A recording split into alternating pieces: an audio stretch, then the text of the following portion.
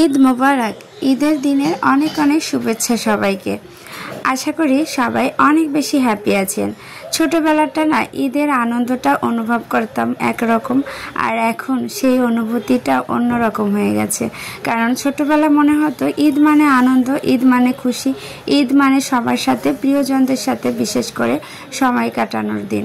তো এখন হয়েছে রান্না করব এবং পরিবারের কার কি পছন্দ সেটা রান্না করে খাওয়ানোর মাঝেই ঈদের আনন্দ। আসসালামু আলাইকুম, কেমন আছেন সবাই? আশা করি সবাই অনেক বেশি খুশি আছেন, আর আলহামদুলিল্লাহ আপনাদের দোয়ায় আমিও ভালো আছি।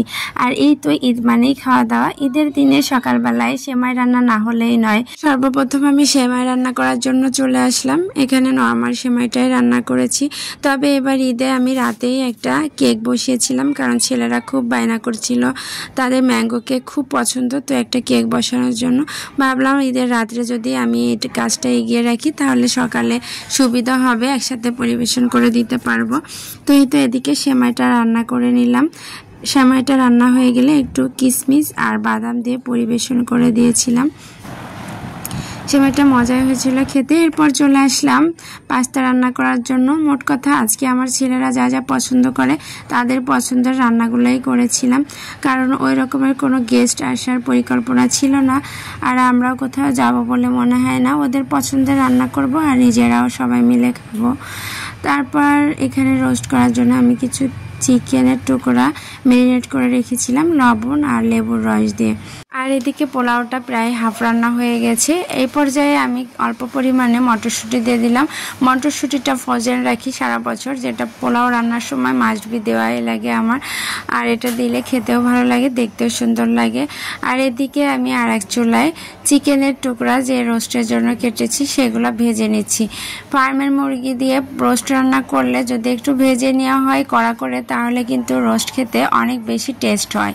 তো আমি খুব ভালোভাবে রোস্টগুলো ভেজে এখন সব মশলার সাথে কষিয়ে নিচ্ছি। আর যত বেশি কষানো হবে রোস্টের টেস্টটাও অনেক বেশি টেস্টি হবে। তো এই জন্য খুব ভালোভাবেই এই রোস্টের পিসগুলোকে ভেজে নিলাম। এখন পোলাওটা হয়ে গেছে। এই পর্যায়ে একটু পেঁয়াজের বেরেস্তা ছিটিয়ে দিলাম উপরে। পেঁয়াজের বেরেস্তাটা এই পর্যায়ে অপশনাল, দিলে দেওয়া যায়, না দিলেও কোনো প্রবলেম নাই। তো আমি একটু বেশি করে করেছি, ভাবলাম একটু দিয়ে দিই, দেখতে সুন্দর হবে। আর এদিকে রোস্টটাও হয়ে গেছে।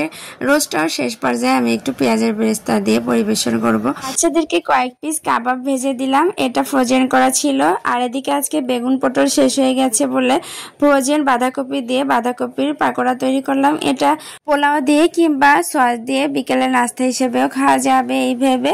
আর সব শেষে আজকের গরু মাংসটা রান্না করেছি, এত বেশি মজার হয়েছিল। আর হবেই বা না কেন, আজকে তো কুরবানির মাংস, এটা খেতে অনেক বেশি মজার হয়। তো আজকে রান্না বান্নার ভিডিওটা আপনাদের কাছে কেমন লেগেছে অবশ্যই জানাবেন। সবাই ভালো থাকবেন। আবারও সবাইকে ঈদের শুভেচ্ছা জানিয়ে বিদায় নিলাম। আল্লাহ হাফেজ।